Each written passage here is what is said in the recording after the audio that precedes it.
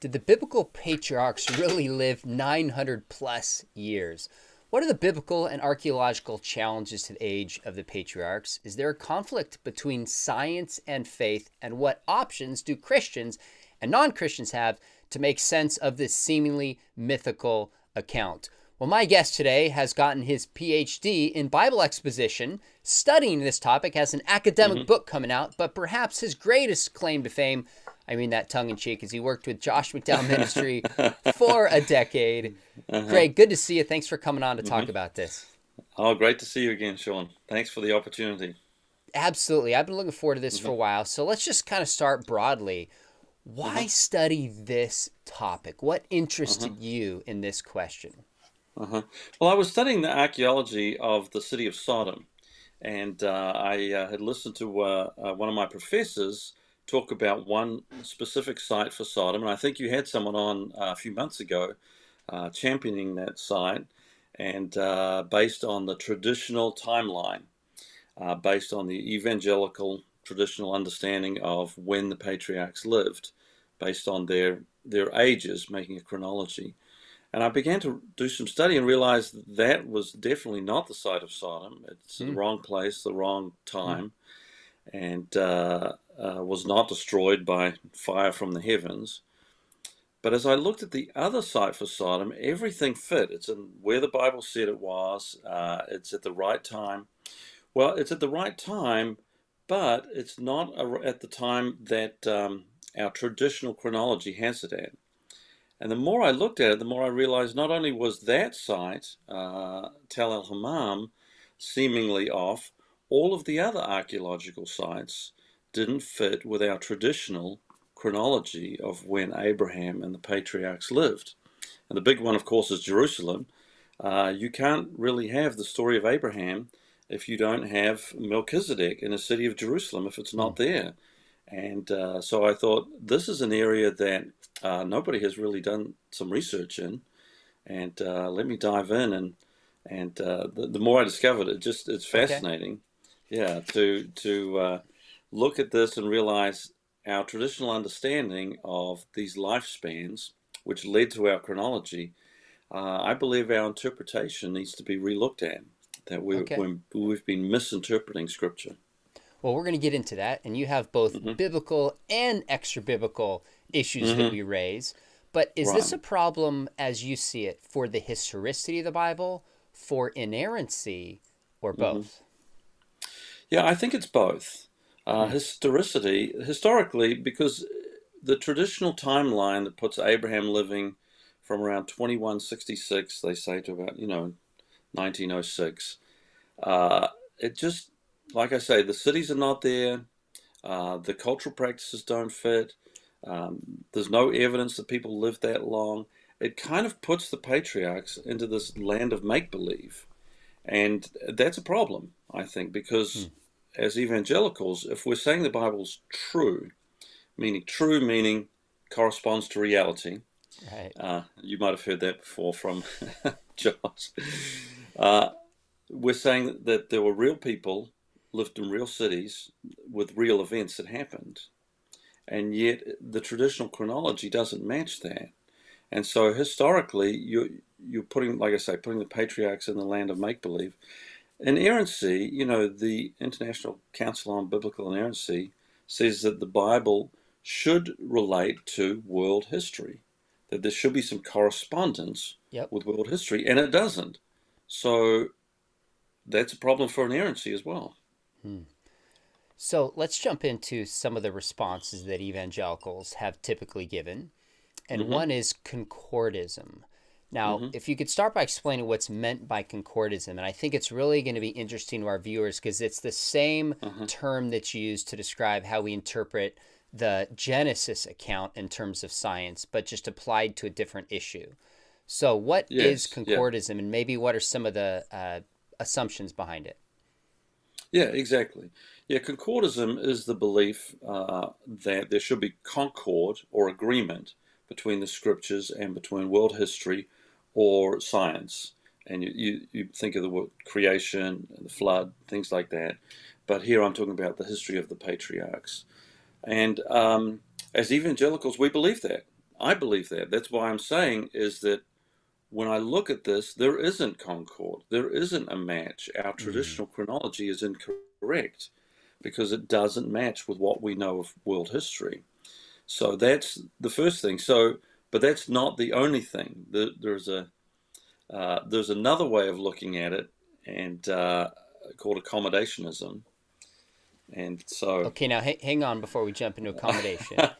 So, just to give some context for viewers, what a lot of people don't realize is both old Earth creationists and young Earth creationists adopt a kind of concordism, but they differ in correct. what that concordism looks like. So, both would say science, when properly done, scripture, when properly done, match up. So, an assumption Exactly. behind that is when we read the Genesis account, we are Hmm. being told certain scientific facts.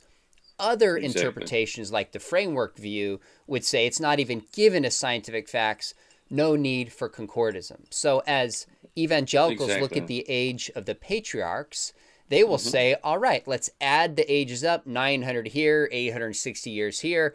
Let's see Hmm. if that matches up with the chronology and the history of the time.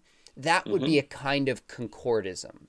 Is that accurate? Exactly. That's very accurate. And that's what I'm saying is when you do that, it doesn't match. So as Okay. an evangelical, I had to start asking the question. We don't have the luxury of just saying, I'm just going to look at the text and nothing.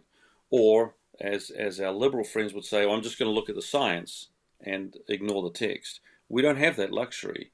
As evangelicals, we believe there should be concord. We have to ask the questions. If it doesn't match, then why? What's incorrect? The Bible's not incorrect, Okay. but could our interpretation be? Now I can imagine some evangelicals saying, "Craig, come on, man. People said it didn't match up with King David until we Hmm. found the Hmm. Teldan inscription in the 90s, his Exactly. Uh-huh. palace recently." There are a Uh-huh. lot of times where the Uh-huh. historical data, and even in science, Hmm. things like the Big Bang, that the universe had a beginning, has Hmm. caught up with scripture. So why are Exactly. you favoring secular history over scripture? Uh-huh. I'm so glad you asked that. And all of that's true. And I don't dispute any of it. The Teldan stealer, they used to question that there was a 12 tribe, group of Israel, and then we found the Munepta stealer. All of that's true. But I'm shocked or surprised, I guess I should say, when evangelicals don't acknowledge that's only half of the equation. The other half is that oftentimes science or our observations of reality have corrected an inaccurate biblical interpretation, right?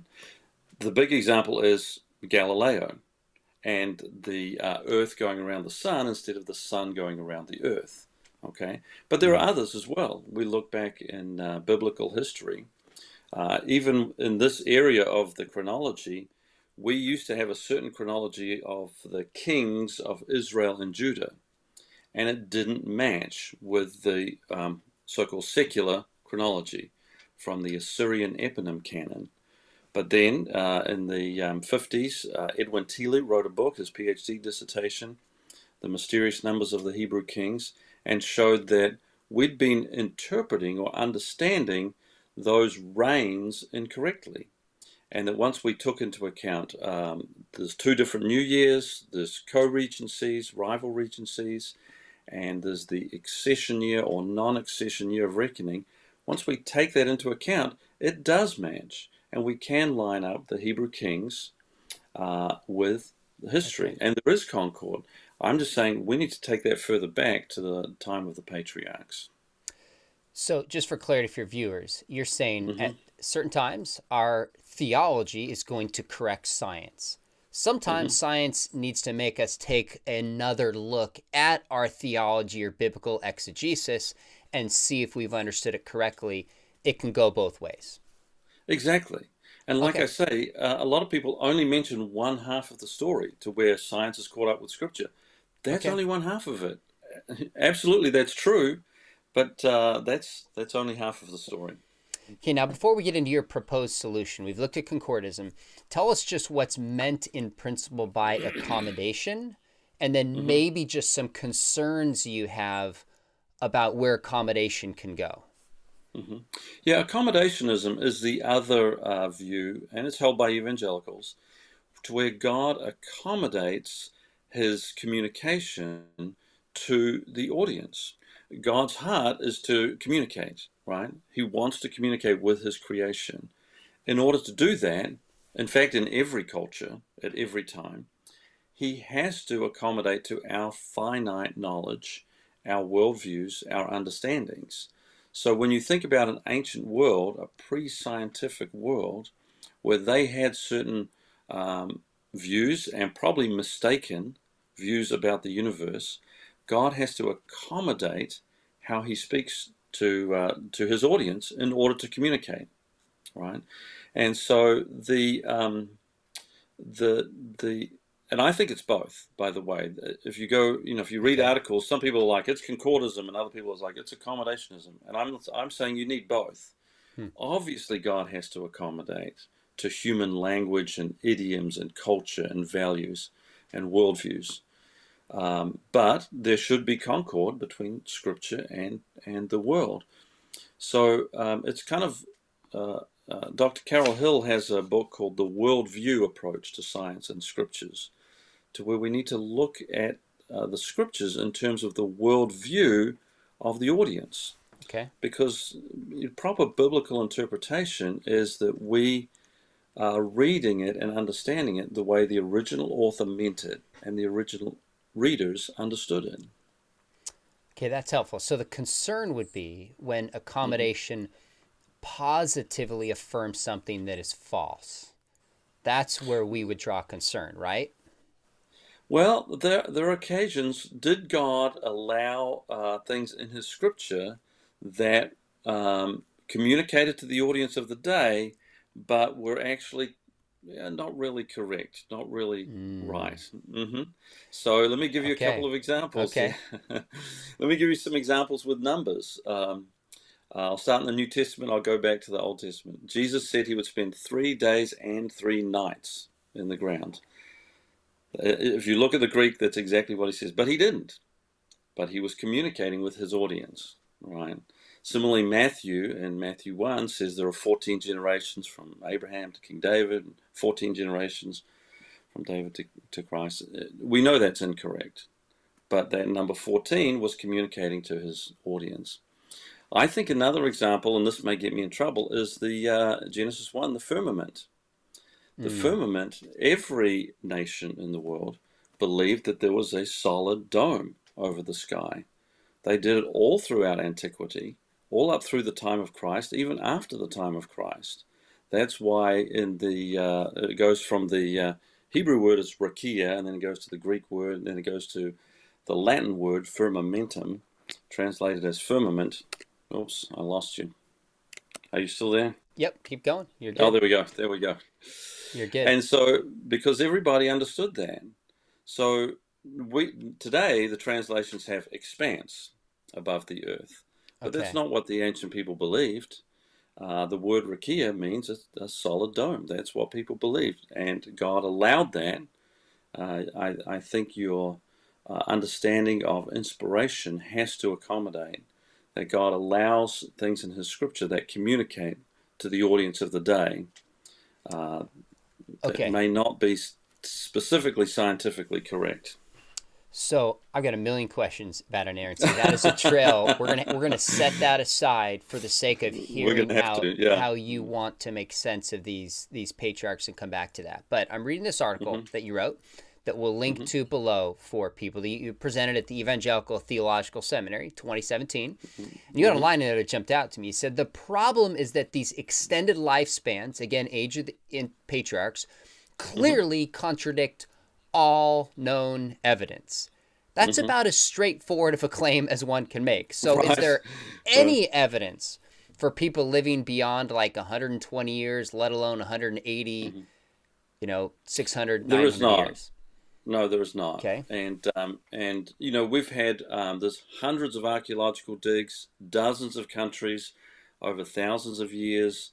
Archaeologists from all different religious or non-religious backgrounds, Christians, Jews, evangelicals, non-evangelicals, atheists. No one's found one skeleton that looks like that. And the example I give is Jericho, because that's in the area where the patriarchs lived, where they have graves going back to 9000 BC, and all of them fit the same profile of a normal human lifespan. In those days, in fact, through most of ancient history, people lived 30 to 40 years was a lifespan.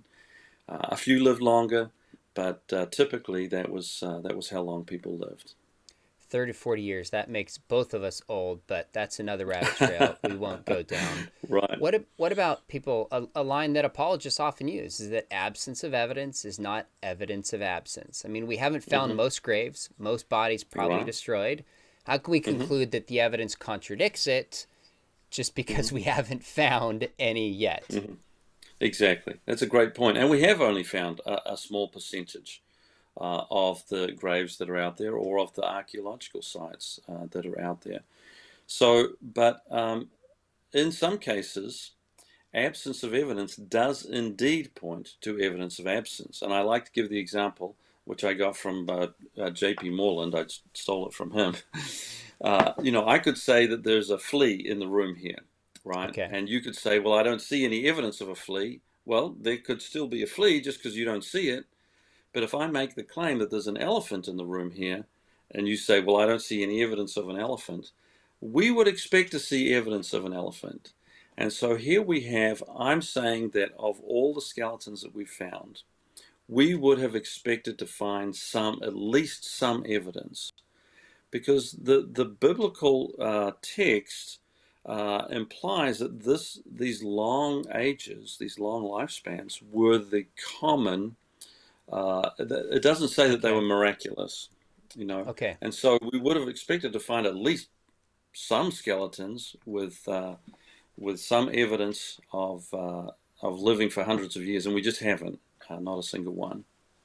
So my next question was going to be, could these just be miracles? But you're saying the text itself implies that it wasn't a miracle, it was the norm, so that would not be an adequate response as well. Is that fair? Yes, that's fair. Yeah, Genesis 25:8 says Abraham lived a long life, and he died at a good old age, an old man full of years, which gives and so you don't find any evangelicals saying that these were certain miraculous individuals that God singled out to give these long lifespans to. Now, I imagine another popular explanation from concordism would be that maybe genetics was different when we go back, and people could have lived longer before the genetic pool was maybe polluted or tainted. Is that a possibility, or I'm guessing you don't buy that either? I don't. There's no evidence for it, and that ties in with the young Earth creationists and with the now debunked view of the vapor canopy theory. Okay. That came out with the book called The Genesis Flood in 1961. And so the vapor canopy theory held that there was this canopy of water that provided this pristine environment where people could live these long ages. If that were true, we would see long ages in the fish and the bugs and the plants and the animals, and we don't. None of the fossil record shows that at all. Okay. And so, John Sanford has this view of genetics, that after the flood, genetics got worse, and as the lifespans decreased, that it fits a mathematical decay curve. But we find exactly the same thing, for example, in the Sumerian king list, and nobody believes that had anything to do with genetics. In fact, it seems to be working in the opposite direction. Ages are getting older now, and they were younger in the past. Exactly. Yeah. I like to ask audiences, do you really think people live longer without antiseptic, anesthetic, and antibiotics? And that's just the letter A. Breaking your leg could be fatal. A toothache could be fatal. Childbirth could be fatal. Plus, you had the ever-present threat of the neighboring village coming and attacking your village. So, it fits the profile that people lived shorter in the past, not longer. Now, for those watching thinking, wait a minute, these problems are surmounting here for the biblical account. We're going to get at the end to your proposed solution, see what we make of it. Hmm. But I want to make sure Hmm. people appreciate the depth of challenges to some of the views that have been offered. We hinted at this a little bit, but is there anything you want to add about the chronological problems we find outside of the Bible in terms of Hmm. archaeology with the Hmm. patriarchs living 900 years plus? Right. Well, as I mentioned, if you do that, if you make a chronology based on the ages of the patriarchs, it puts them in a time frame when the cities in the patriarchal narrative are simply not there. I Hmm. mentioned Jerusalem, but it's the other ones as well. Dan is not there. Shechem is not there. Gerar is not there. Hebron is not there. All of these cities that Abraham visited are not there. They died out around 2500 BC, and in the case of Jerusalem, and most of them around 1800 BC is when they started up again. Okay. And so you have this gap there. The time everything does fit perfectly after 1800 BC, when all of those cities are thriving and everything works. But prior to that, they're just not there. And Okay. so that's a big problem. And like I say, there's no evidence of people living that long. Are there other ancient lists of kings and or ancestors with such grand ages? And Hmm. when do these date to? Or is this unique to the biblical narrative? It's not unique, and that's what I spent a lot of time in my PhD studying, is looking at these ancient lists. Hmm. And so most of them are predate the Bible. The Okay. main one is the Sumerian king list. Depending on when you date the Exodus and when the Bible was written, Sumerian king list was probably 800 to 500 years earlier. And there they have a very similar format. They have these long, long lifespans, then a flood, then decreasing lifespans down to Hmm. a more normal time. But the actually they're reigns, not lifespans. The long reigns before the flood are all around 36,000 years. Wow. So the shortest one is 18,800 years, going up to 43,200 years. Wow. And so, and all of them are a multiple of either 60 or 60 times 60, Hmm. right? So everybody understands that these were kind of honorific reigns, that these numbers were assigned to these kings to memorialize them, to remember them, to honor them. Similarly, you have something called the Lagash king list, which was written in response to the Sumerian king list. It's the same format. And then even in Egypt, the Turin Canon begins with these long, long reigns. That their ancient ancestors were what they call them demigods, so they were not human, but Okay. they're 7,000 years old, coming down to more realistic lifespans. So in fact, I looked at all of the other ancient king lists and genealogies as well, and I found that the others don't have any numerical information at all. So in the ancient world, there are only two attested formats. Either you have these hyperbolically exaggerated numbers as a reign or a lifespan, or you have nothing. There are no chronologies written before about the year 300. The Greek civilization was the first civilization to start writing a chronology. Nobody did it before then. And I don't just mean nobody in the ancient Near East. I mean nobody anywhere on the world, Hmm. right? And why would they? They did not think in terms of I need an accurate numerical chronology back to the date of creation. That was not their world. They were nomads living in a tent. And so you Hmm. don't see anybody using numbers to make a chronology. Even in the time of the kings, those reigns and lifespans are realistic, accurate numbers, but they don't put them together for a chronology. Their method of dating was it was such and such year of such and such king. That's it. They don't have an objective. They didn't number the year or the decade or the century or the era. They didn't do that. They couldn't say 1986 or the 80s or Sure. anything like that. So the idea that these lifespans formed an accurate chronology is without support. Hmm. I like how you said either 1986 or the 80s, that both of your examples were from the 80s, which proves it's the greatest decade, but I Greatest decade. digress. That's right. Now, you That's right. just to make sure We that thought. that I understand, viewers are with me, there are lists in Sumeria and in Egypt of known exaggerated reigns Hmm. centuries before the biblical chronology accounts, at least with the start of Israel. Hmm. Is that Exactly. correct? Yeah, Okay. and we know that certainly for the Sumerian king list, we know that these were actual real kings. Okay, so Oh, they're talking okay. about real people Okay. now, and they have it in a line, one after the other. But now we know a lot of them ruled at the same time. They were contemporaries because they were in city states, right? Not like countries like we have today. And so, but it was their way of memorializing, of remembering these significant ancestors. So that's fascinating that these are known historical figures, but Hmm. obvious exaggerated language. And Right. presumably, those reading this would have known that's what was being communicated by saying Hmm. 37,000 years, 18,800. They were using language with that purpose and it was Right. accepted as a convention to communicate in that fashion. Is that right? Exactly. And like I Okay. say, it's the only attested format that we have from the ancient world. You don't Okay. have any examples of trying to make a chronology.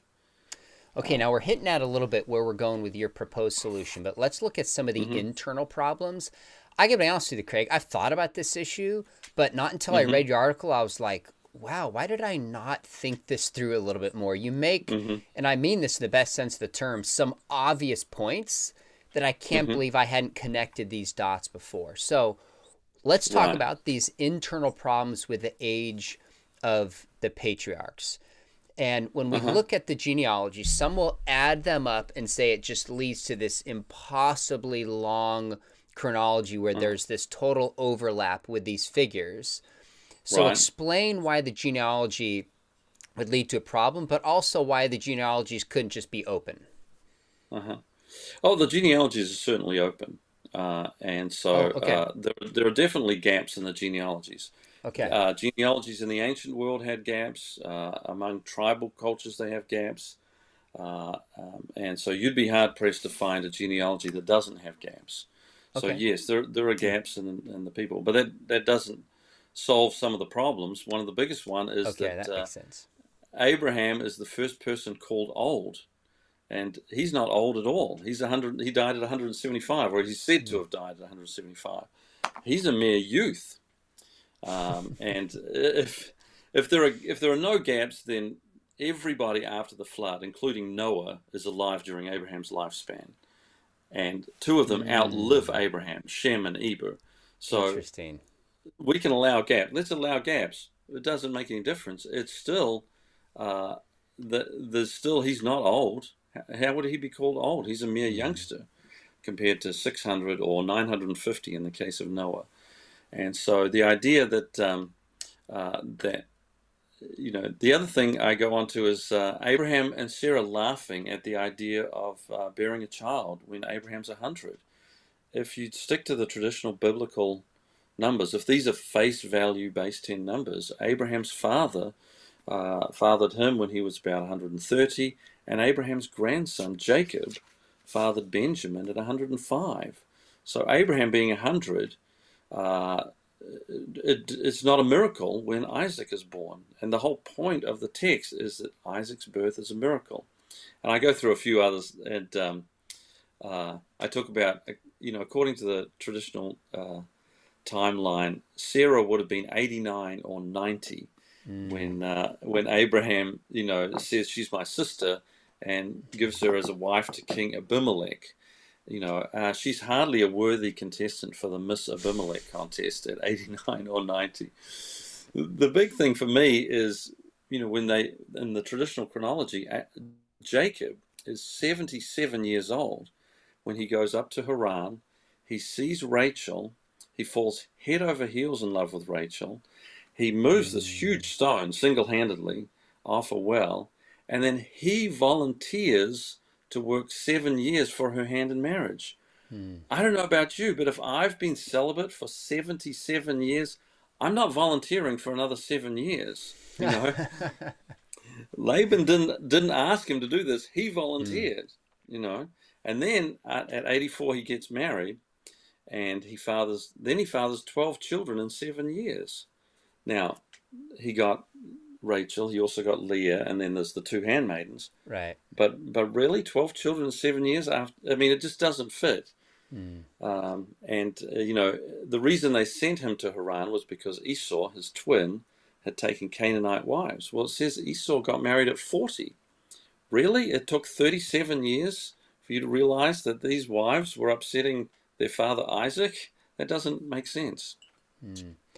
So I want to make sure that our viewers are tracking with us, that you're saying extra biblically the age of the patriarchs cannot match up with the known archaeology, cities like Jerusalem, cities like Shechem, and other extra biblical issues. Now we look biblically and start saying, wait a minute, this leads to some absurdities. The ancestors of Abraham outliving him, etc., even if these are open genealogies. You also made the point that there's no record of the patriarchs relating to their grandkids. What was that point? Yeah, which is strange that except Jacob, bless his grandson, so he's the only one. But according to the traditional chronology, Abraham's alive for 15 years during Jacob's life. There's no mention of that. That doesn't make any sense. Normally, in an ancient culture, the oldest male would be the patriarch, and everything would defer to him, and we don't see that in the text at all. Abraham leaves the scene. Isaac leaves the scene. And it's not until you get down to Jacob where you see that happening. And so it doesn't make sense. There should be something there. Now, I get that's an argument from silence. There's nothing there. But Sure. you would think there should be. It's part of a cumulative case of some of the incongruities and oddities that you point out internally to the scripture itself. Now, what is the history of interpretation of these numbers? Are they from both Jewish and Christian scholars? How have these numbers been taken when people try to make sense of it? Because clearly, even when the Bible was written, they knew people didn't live 180, 900 years. Yeah, I'm glad you asked that, because often people say to me, they say everybody took these numbers at face value until the critical scholars of the 19th century, right? That's simply a myth. That's not the case at all. Nobody I should say people took these at face value and made a chronology from around the time of Christ up until basically today. People are still doing it today. And so the Jewish scholars started there. Like I say, there was no chronologies at all until the Greek civilization. The Jewish scholars around 200 BC, 200 years before Christ, started making a chronology. And at that time, the Greeks started it, the Egyptians did it, the Jewish culture did it. They were trying to prove that their culture was older than the others and therefore better or wiser. Interesting. And so they were stretching. Everyone was doing this. The Christian chronologists started around 200 AD, 200 years after Christ, and they did the same thing. Early on, they took the numbers from the Septuagint text. Later on, we think of Archbishop Usher in 1650. He took the numbers from the Masoretic text, but they were doing the same thing. That ignores about 1,000 years from, right before the time of Christ, back to when Genesis was written. When you can say everybody took these numbers at face value from around the time of Christ up till today, you can say that. And it's the longest view. It's been held for 2,000 years, right? But you're ignoring prior to that. Prior to that, nobody wrote a chronology. And as I say, the only attested format was taking or assigning hyperbolically exaggerated numbers that actually did not have any relation to their actual lifespan or reign. These were simply numbers. They were symbolic They were there for a reason, and I do believe they're there for a reason. They're not just random. Okay. Yeah, but that's your only format. So you can't say it. That's I call it the myth of the uniform interpretation. There was no uniform interpretation. Okay, so we're going to get to what's meant by the numbers being symbolic and if you see any patterns Hmm. here. But Hmm. for the past 1,000 years or so, most took these numbers straight forward. So John Calvin, Hmm. Martin Luther, but you go back Absolutely. even earlier and there's Right. precedent for them being viewed symbolically. Absolutely. Is that Hmm. correct? Okay. Yeah. All right. So when we look at the age of the patriarchs, say Abraham 175, Hmm. Isaac, if I'm not mistaken, older than Abraham, Hmm. 180, Hmm. Joseph 110. Hmm. I remember in studying Old Testament and being told Hmm. that the number 110 was kind of the age of perfection in Egypt as a way Hmm. of saying that Joseph lived just a beautiful, perfect life. Hmm. I have no problem with that because somebody can live to 110. I always thought, well, it's probably historical and symbolic. But when we get to Hmm. 175, 180, that's where Hmm. obviously the concern comes in. So Right. if these are symbolic and Hmm. maybe also historical in some cases, do you see any discernible patterns in the same way you described? I think you said the Sumerian kings, correct me if I'm wrong, like 60 or there's Hmm. certain numbers that are there. Do we see a similar symbolic pattern if that's the case in the Bible? Absolutely, we do, and Hmm. that's a good point because people say, well, you're using something from outside the Bible, but the numbers themselves inside the Bible show that they're part of a numerical scheme. Every number is either divisible by 5 or divisible by 5 with the addition of 7. Okay, the sacred number of 7. So 5 years is 60 months. The ancient Sumerians, I told you they had a multiples of 60 or 60 times 60. The first numbering system devised in human history is the base 60 system. And people think, well, that's wild. How did they do that? Actually, it's so good, we still use it today, right? Hmm. That's why there's 60 seconds in a minute, 60 minutes in an hour, 360 degrees in a circle, that kind of thing. It's a great system because 60 is divisible by 1 through 6 and 10 and 12, 15, 20, 30. So it's a great system. So the number 60 was important. The biblical numbers all fit this pattern where they're all divisible by 5 years, which is 60 months, or 5 years with the addition of 7. Now, there are a few exceptions, but I think those are there uh, for a reason. I think the author specifically puts those exceptions in there. And I didn't come up with this. I found other Okay. writers who had come up with this, but Hmm. I put all the numbers from Genesis in there, and they do fit the pattern. Like I say, with a few exceptions, the 110 for Egypt does fit the pattern. It's an exception because 110 is the symbolic age in Egypt for a perfect life, and Hmm. it's interesting that that was assigned to the person in the first generation, Joseph, and the last generation to come out of Egypt, Joshua. I think that's significant. I think it's significant too that Isaac is given a longer age than his more famous father, Abraham, and his Yeah. more famous son. The reason is, I think, because Isaac is the pivot around which the whole story flows. There's not much about Isaac. There's a lot about Abraham. There's a lot about Jacob.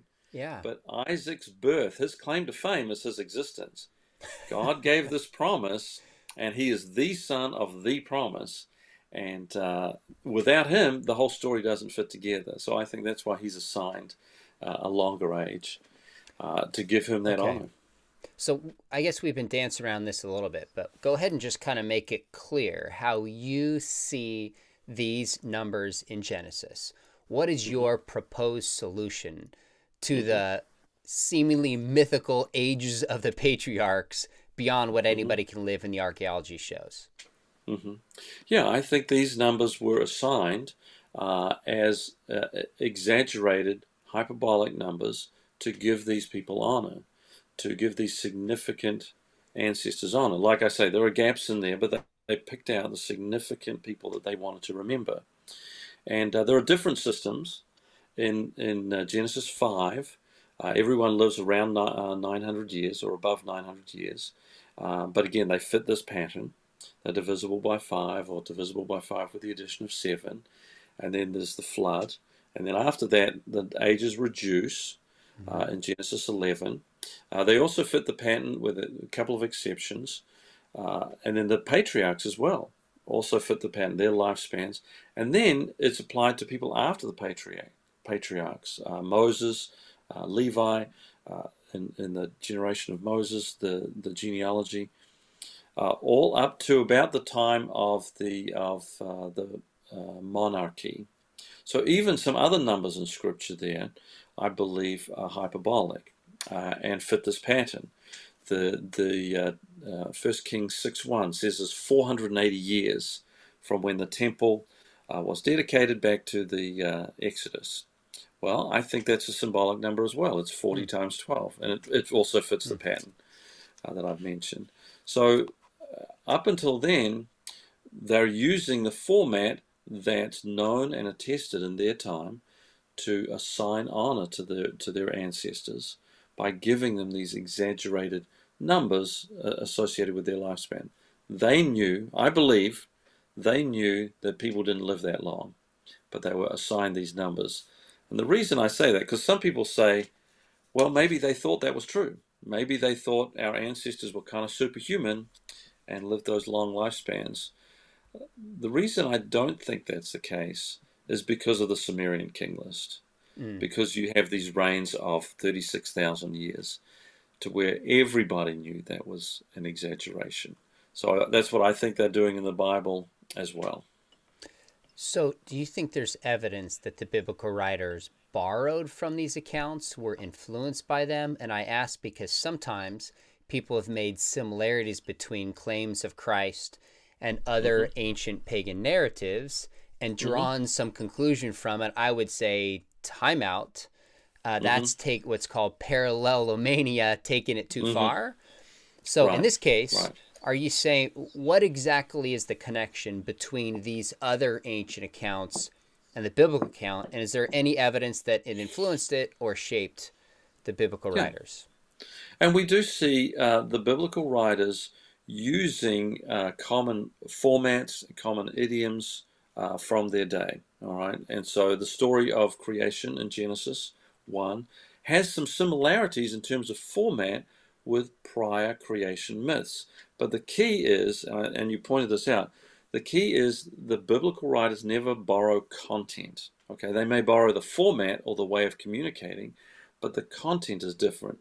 And Mm. in creation, the content is very different. God is not part of creation. He's not fickle. God is outside of creation, and He speaks everything into creation. He's over all of that. And it's making a very strong polemic against the ancient views of creation at that time. But it's using the same format. Similarly with these numbers, what other format would you expect them to use other than what was common in their day? But yet they use their own content. And so compared to the Sumerian king list, even the ancestors in Genesis 5, 900 years seems much more kind of realistic in a sense. And it's interesting that at the end of each verse it says, and he died. So the biblical writer is saying these were not superhuman people. These were people, they were very significant ancestors that we should remember, we should honor, but they were humans. They lived and they died. They had their children and they died. And so I think that's the point of that they're doing that. Mm-hmm. Tell me why you don't think this contradicts the Chicago statement of inerrancy to take the position that you take. Why is this within the fold of inerrancy? Right, because if you take the other view, it does contradict the Chicago statement of inerrancy because you're saying that the lives of the patriarchs do not match with history, which is what Hmm. inerrancy says. No, this should be concord with history.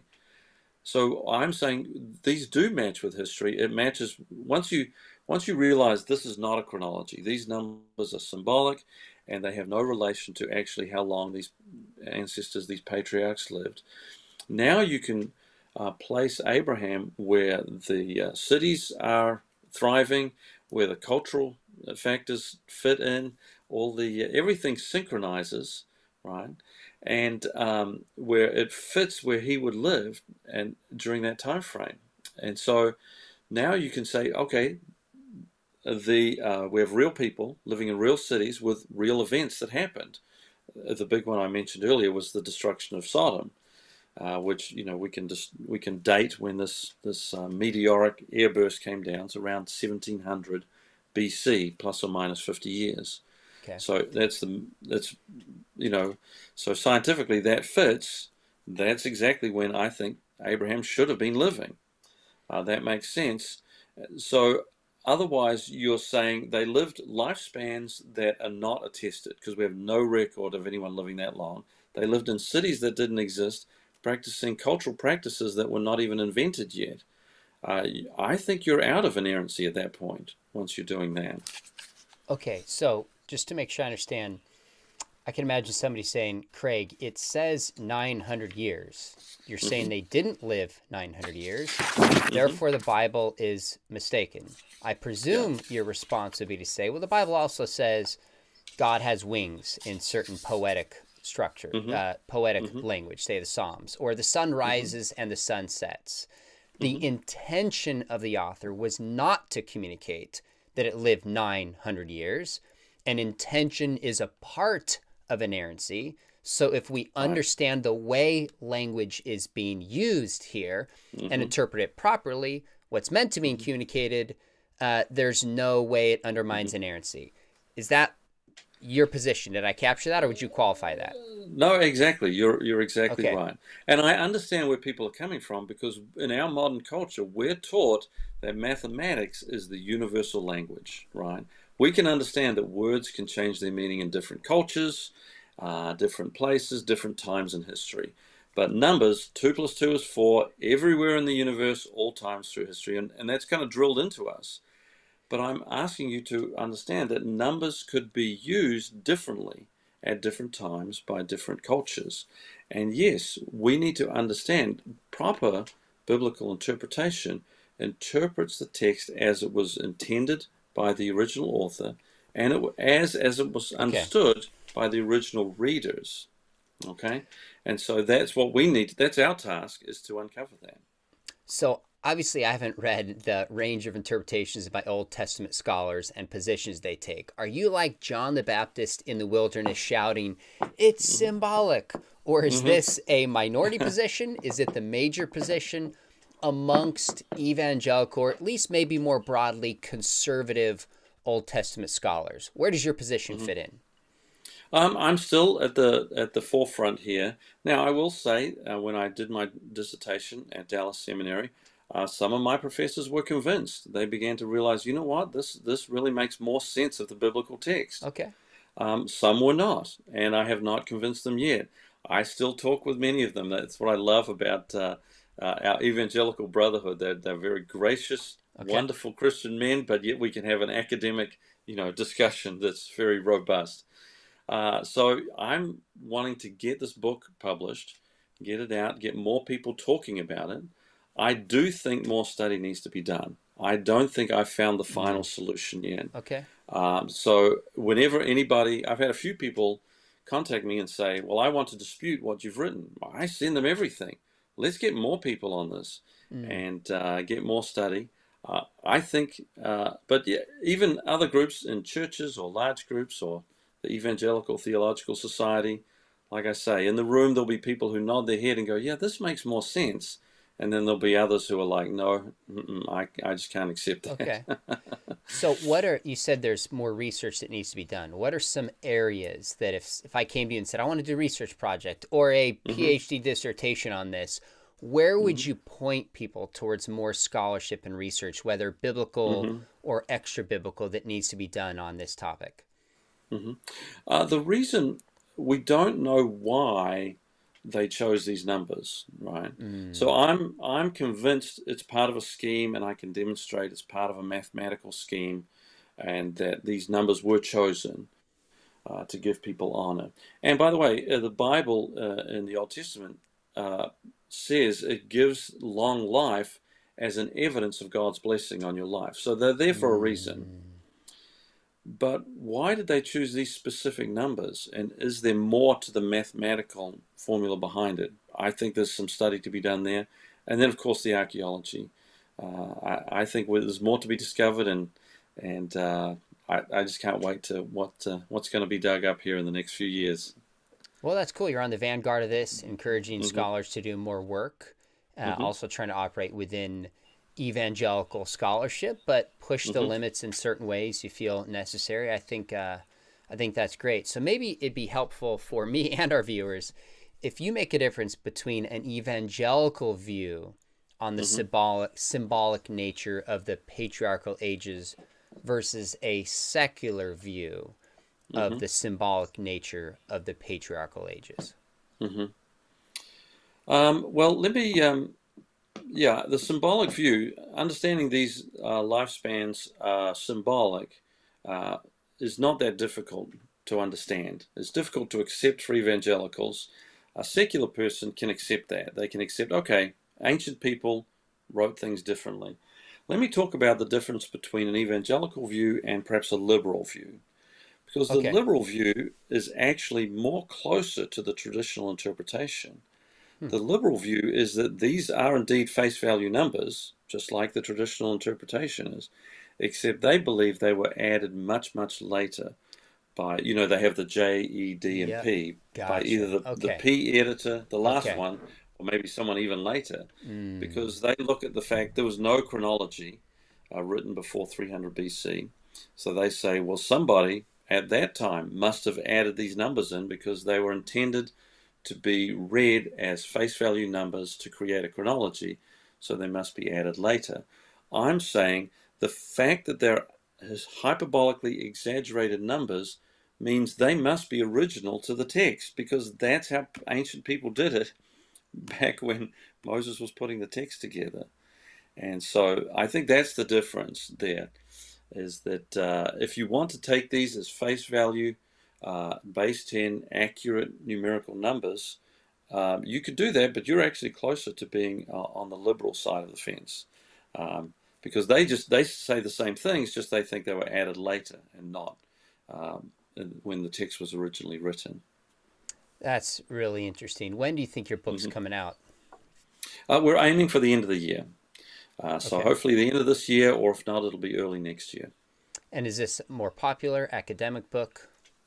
It's aimed at a more popular audience. I started Okay. doing an academic book, and as I spoke, more and more people came up to me and said, "You need this to be written for the people in the church," and so it's aimed at a popular audience. I think the cool part about this is you're really teaching people how to do good archaeology that respects the field, do good Hmm. biblical exegesis, and see Hmm. if there's a way faithful to the intention of the authors that we can concord them together. That's the Exactly. goal. And I Hmm. appreciate that approach. I'm going to Hmm. have to read your book and work through some of the fine tuning details to see if I'm convinced or not. But I'll tell you, it makes a lot of sense. I think you're Hmm. doing good work here that's fascinating. Let us know when the book is out. I'll reshare this, tweet Hmm. out the information. I think there'll be a lot of people that'll want to get it. Who's publishing it? And do you have a title? Uh-huh. The title is "How Old is Father Abraham?" and the Okay. subtitle, "The Patriarchal Lifespans in Light of Archaeology." And it's been published by Trowell Press, which is Okay. out of Trinity Southwest University. So yeah, I'll send you a copy, and like I say, the more people that read it and discuss it, the better, I think. Well, maybe when it's out and you get some critical feedback, we'll have a dialogue with you and Hmm. somebody, maybe a more liberal Hmm. scholar. Maybe you described certain young earth positions, take a different view, and we'll hash Hmm. out the differences and have a substantive dialogue. So let's do that Hmm. down the road. Hmm. Keep us posted. But Hmm. great work. We'll look forward to that coming out. Are you on social Hmm. media or any other ways that people can kind of follow some of your work? Uh-huh. Not so much. The articles that you refer to are on academia.edu, that anyone can access them on there, or they can contact me. But Okay. yeah, the book will be the best way to kind of get into this. That sounds awesome. Well, I really, really appreciate you coming on. We'll look forward to the book coming out and getting some Hmm. feedback on that. Those of you watching, make sure you hit subscribe. We've got some other discussions coming up on the Exodus, for example, a discussion on the Exodus between an Egyptologist, David Falk, an archaeologist, Titus Kennedy, who take different dating positions. We've got two leading scholars in the world coming on to talk about the resurrection and a range of other topics, including a behind-the-scenes look at the early years of C.S. Lewis, some of the untold story of his life. So make sure you hit subscribe. I mean, if you ever thought about studying the kind of topics we discussed today, we'd love to have you at Biola University. One of our leading professors, John Bloom, not only an expert in science, but also has a PhD in archaeology and teaches on these topics regularly. It's a fully distanced program and a top rated of its kind. Craig, can't thank you enough. This was really, really fun. Great work. Thanks for coming on, and thanks for working with my dad for 10 years. All right, great. Thanks for the opportunity, Sean. Great to see you again. Thanks, brother. Okay, bye-bye.